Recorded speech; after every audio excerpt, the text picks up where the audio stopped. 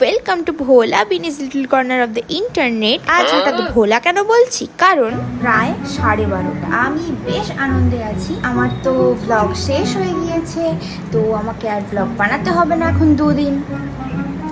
ফেসবুকে না ইউটিউবে, সেটাই ভোলা মিনি ভুলে গিয়েছি। তো আজকের ব্লগ আমাদের অনেকটা দেরি করে মিডল অফ দ্য ডে থেকে শুরু হচ্ছে।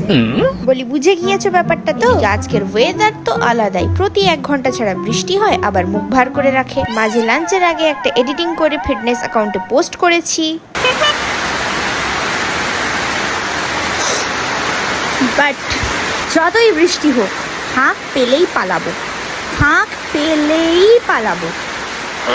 তো লিটারালি কফি খেতে খেতে ওয়েদারের সাথে একটা চুক্তি করলাম, বললাম 10 মিনিট চুপ থাকো, আমি জিমে পৌঁছে যাই, তারপরে তুমি যত ইচ্ছে বৃষ্টি দাও।